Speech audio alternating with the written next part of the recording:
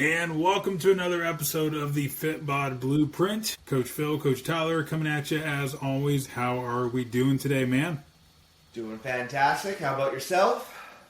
Gotta say, pretty darn good right now. Summer's right here. Got my birthday coming up this weekend, so Nice. everything's looking really good weather-wise. So plan on just a little bit of grill and chill, maybe a little splishy-splashy in the pool, but we'll see how it goes. Yes. All right. So you just came off of a little camping trip, man. Yep. Yeah, it's our annual camping trip. Third year that we've done it. Me, my dad, and Quinn will go away. Something just nice little lake, do a little fishing, little fire, just hang out. So just got back from that yesterday, and now we're less than a month away, technically, from baby number 2 coming. So just kind of hunkering down, getting things ready, having the go bag ready, and just preparing for a little change in the pace of life and a new one to join this family.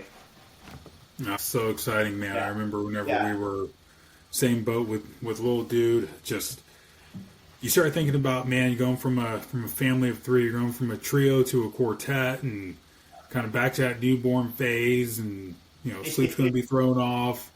A little bit of that time we got set aside for ourselves kind of starts to drop down, and that is part of the reason for today's topic being steady state cardio versus HIIT cardio. Look, I know that for a very long time the perception was, hey, HIIT cardio, it's the cool new kid on the block, and then the perception, the tides kind of shifted to, boo, HIIT cardio sucked, it's terrible, it's the worst thing ever.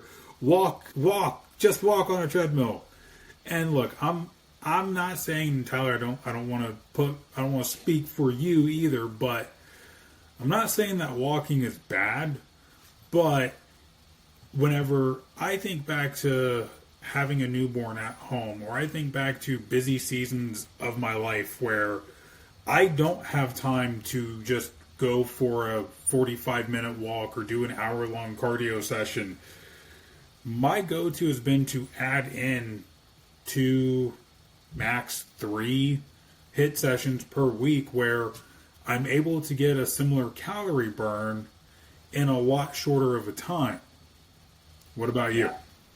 Yeah, I feel like this would be an interesting date, marry, kill episode, even though it's not, going through the 3 types of cardio. But yeah, this is another place where context matters so much, and for what you're going to prescribe for cardio in terms of fat loss. And yeah, if you're a parent and work full time and you've got 2-3 kids, it's gonna be hard, damn near impossible, to find 5 days, 45 minutes, and you're just walking on a treadmill, plus training, plus maybe some meal prep, plus time. Like, that all of a sudden becomes very unsustainable. And with any fat loss phase, we need to be curating it to that individual so that it is as sustainable as possible. Caveat is, there's always going to be some sacrifice you have to make it, right? Like, it's not going to maybe be sustainable for life, but you're going to make it as sustainable as you can for that period of time that you're in fat loss. And yeah, it's funny. Like, I remember when HIIT cardio started taking off, right? And it became super, super popular for fat loss, and everyone was doing it. And then, yeah, just like with anything, and like you said, in the fitness industry, the pendulum always swings back to the other end, and then it became, if you do HIIT, whatever. You said that, I was trying to think back on like why people were like, you shouldn't be doing HIIT, and I mean, maybe there was reasoning behind it, but for what I remember, there never really seemed to be like any concrete reason other than the fact the idea of slow intensity cardio is more fat being used, which yes, but not really, right? And so again, you come back to this context, and in my opinion, the best bang for your buck is going to be some type of HIIT cardio, and certainly, and I'm sure we'll talk about the considerations that need to be made and how and when and what does that look like. But, if you are short on time, fat loss is a goal and it makes sense, HIIT is always going to be the best way to go. Yeah, but I recall a lot of people's issue with HIIT cardio. So one of the issues that would always come up would be recoverability. And okay, there is something to be said about, okay, if you're putting the same amount of calorie burn, your body through the same amount of calorie burn in 25 minutes as what you would an hour-long session on a treadmill, you're going to get more impact. You're going to get that impact done in a shorter amount of time. Yes, there is something to be said about the potential wear and tear on some of your cartilage, on your knees, on your hips, on your lower back, on your ankles, on your feet. But it's not like HIIT cardio. People that are knowledgeable about it know you shouldn't be trying to do it every single day. You are getting rest. So I guess this is where we can start to get into kind of some of the considerations for it. What my general recommendation is, HIIT cardio doesn't have to be just doing sprints. That's like one big misnomer. If anything, are you talking about like running sprints, or because I would say I wouldn't prescribe running sprints at all for really anyone when I'm considering HIIT. Yeah, like most people, they think of HIIT cardio, they're thinking about running sprints. Just strap on a pair of shoes and sprint max effort for 20 to 30 seconds. Although there are a lot of people that also tend to think HIIT cardio is like a minute worth of activity, and that is just also wrong. Or a 45-minute HIIT class. That's not HIIT.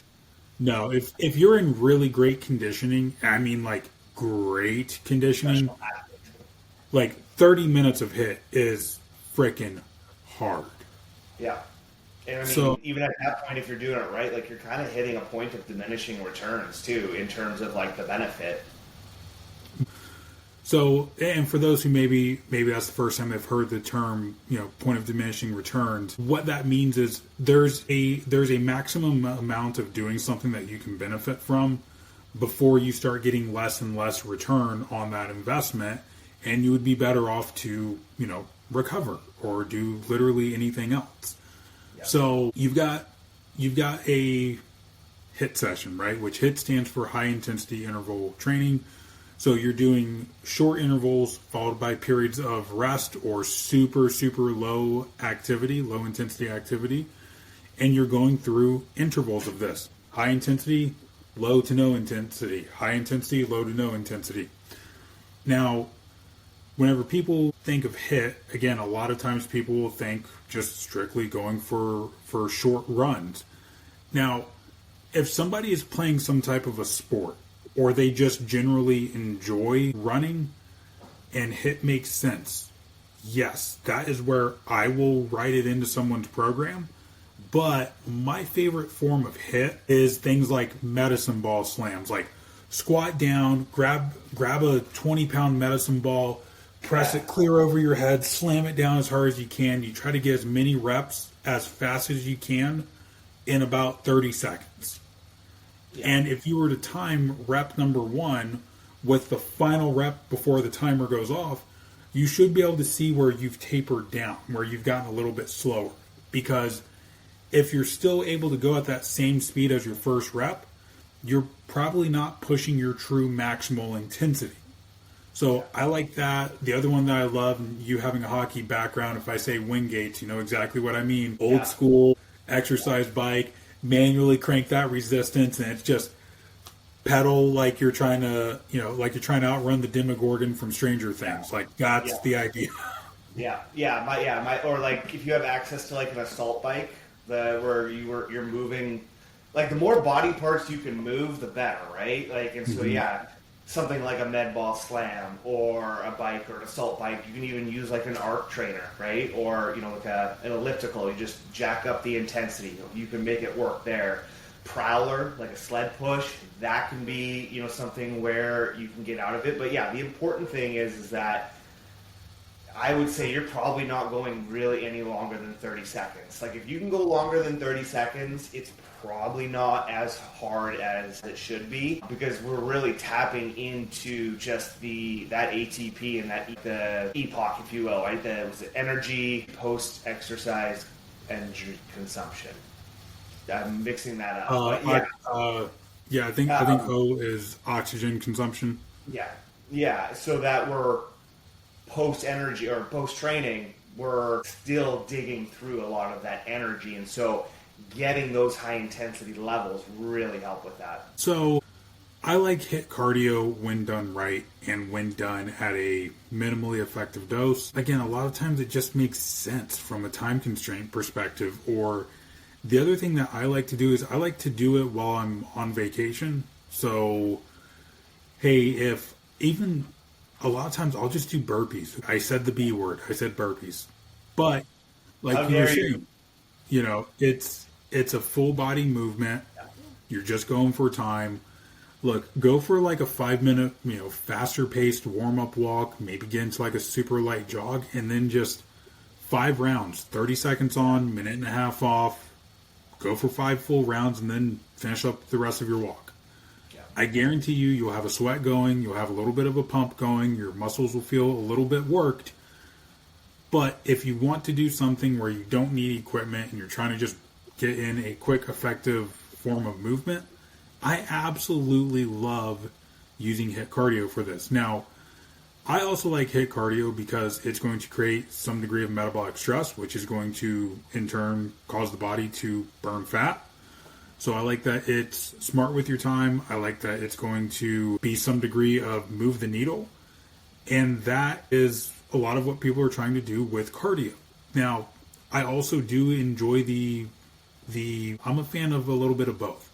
I like the idea of being on a treadmill, putting on a TV show, putting on a movie, walk, listen to an audiobook. I love that idea, but I also get bored with it. So for me, if I'm looking at pros and cons of both from a personal application side, I love HIIT cardio because it's burning a lot of calories in half the time. I love HIIT cardio because it's going to push my threshold more. I love HIIT cardio because it's short bouts of exertion, and I'm trying to mentally beat my last one, even on round number 5, round number 6. I'm still trying to beat what I did the last time. I like that. Yeah. Admittedly, it can be a little hard on the body. It can really kind of wear you down. It's not as much as what people think it is. Your body is a lot more resilient than what people give it credit for. But if you get good sleep, you don't try to do it again the next day, you're going to be fine. Now, what I do like about steady state cardio is if you've got the time for it, it's not going to be super stressful on the body. It's not going to be as much wear and tear on the joints. It is going to still burn calories. It's just super boring. Yeah. And I would say for me, for the most part, like, if someone is getting anywhere between, it's a bit of a range, but 5,000 to 10,000 steps on average on a daily basis, I almost feel no need to add in any other low intensity. Maybe I tell them, hey, let's just make sure you're paying attention to your intensity when you go for your walk. Like, hey, maybe just see if you can do your whatever loop you do. See if you can do a little bit quicker, right? But if they're doing that, for the most part, that's probably more than enough. Really, anything more, you're kind of wasting your time. You're hitting a point of diminishing returns. And so that's where, adding in some HIIT cardio, adding in some missed cardio, some more medium intensity, steady state. So I love using ellipticals for that, 20, 25 minutes, get into a jogging intensity. You're going to get much better use of your time. You're going to burn more calories overall. Like, something with HIIT, as I, in anticipation of this talk, I was taking a look through some research, and I did find something where they were comparing some HIIT, 2 bouts, that 3 times per week compared to LIST. You were getting an extra 15 to 2,500 calorie burn doing HIIT cardio compared to low intensity steady state. Again, we want to consider everything we've talked about, your cardiovascular health, your recovery, all of those things. But any way you look at it, again, the best bang for your buck is going to come through doing some type of HIIT. Your catecholamines, so your norepinephrine and your epinephrine, so these are 2 hormones, the only hormones that truly drive fat loss. HIIT cardio, you're getting a 630 and a 1,450% increase in those two hormones. So again, like, this isn't just about maybe burning more calories or being time efficient. From a pure fat loss biological perspective, you are getting much more benefit than, say, 7 days, 60 minutes of just steady state cardio. And so, yeah, not only do you do it in half the time, you're looking at increasing your fat loss, and also, I would say, increasing your VO2 max in just a couple of weeks, your energy in the mitochondria, right? The powerhouse of the cell, those become way more efficient by doing these. Like, there's so many benefits to doing the HIIT beyond just being more time efficient. So yeah, I love this. It's really only the cardio I tend to do outside of walking my dog. Either I'm playing hockey once or twice a week, or I'm doing sprints on a bike once or twice a week. There really is no other in between for me. Yeah. Man, speaking of hockey, did you watch the final game between Florida and Edmonton? Yeah. It was a clinic on what a perfect hockey team looks like. Dude, I know. Like, I don't want to. Like I said, I was so torn. I'm like, on one hand, I hate the Panthers because in-state rivalry, but on the other hand, Canada. Yeah, right. I know. Me too. I know it's a bit of a side tangent, but like, I understand it, but I never understood when people like hate greatness like that. Like, we get so tired of them being so good and at the top all the time. I'm like, do you know how hard that is to do? Like, you think even back to like the days of the Patriots, like Tampa Bay, like the Chicago Blackhawks, like, it is so hard to sustain greatness that long. Like, enjoy it. It's pretty cool. Yeah, no, I'm the same way, and I kind of came around, admittedly, whenever Brady came to the Bucks, because I was like, grr, Patriots, right? Yeah. Like, 20-year dynasty. That's not. Yeah. That should not happen in the day of free agency. Yeah. But it did. Then Brady coming here, and I'm like, oh, that's why. Because it's that work ethic that he instilled around him. Yeah. I get it now. So, yeah, call me a flip-flop, but I get it. And then I sit here and I look at the Panthers. I look at the Lightning, and I'm like, okay, my gripe with the Panthers is two things. One, I don't like Marchand. I will never forget him licking Nikita Kucherov, and it was funny. Somebody brought a sign that said, "Don't lick Marchand, don't lick my cooch." Yeah. And number two, it's just an in-state rivalry. It's just like with the Bucks. If they were playing the Dolphins or the Jaguars, I'm like, we're not even in the same conference, but I don't like those guys. Yeah, just because in-state rivalry. But no. So back to the topic at hand, though. You know, sometimes I'll just say HIIT is also, it's more fun because you usually are doing something that's going to remind you of your childhood. Like, if you're on the ice and you're doing sprints, there's a degree of fun to that. Totally. If I've got a sled and I'm pushing it, it's reminding me of playing football whenever I was a kid, and that's fun to go back to. Heck, my son is 49 pounds. I'll put him on the frickin' sled, and I'll push that, and now I'm also getting some father-son time, plus it's 50 pounds of resistance. Awesome. It's fun. It's taking you back to your childhood. I think the main thing where the apprehension to HIIT comes in for me as a coach is strictly whenever somebody is deep into a contest prep, whenever we're talking about a bodybuilder. But we're also talking about that is somebody having to take everything to the extreme.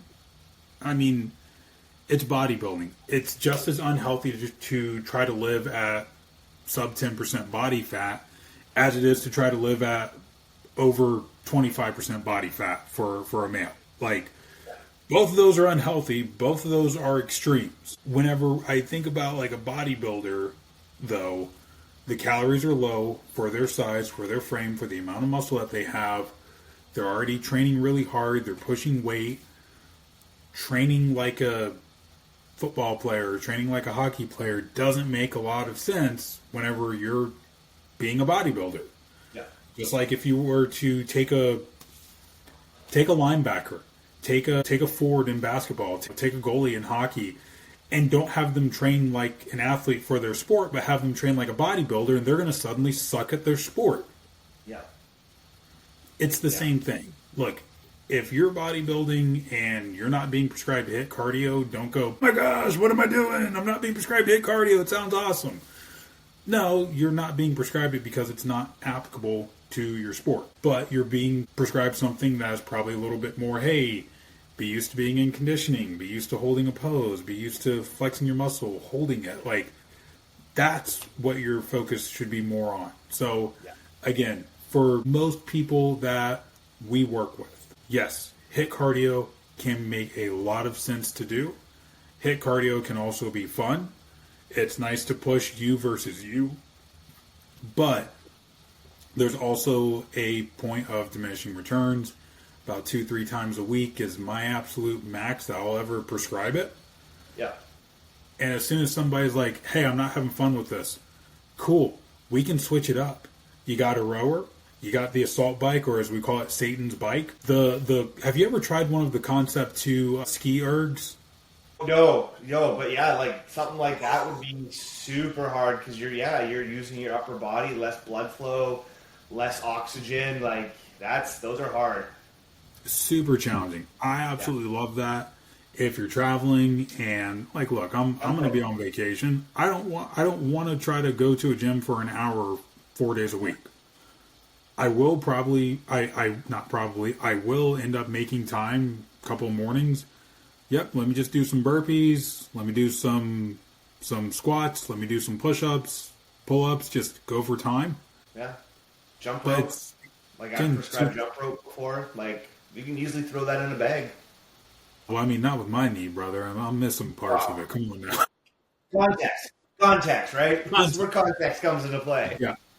And again, just if you're asking yourself, well, am I already doing HIIT cardio? Checklist is it a short burst of energy that at the end of it you are feeling pretty damn winded? Now, you might not be winded after the first round. Like, I'll take the 20-pound medicine ball, I'll do slams with that. At the end of round one, like, breath is a little bit heavier, a little bit harder. I'm not, like, sweating.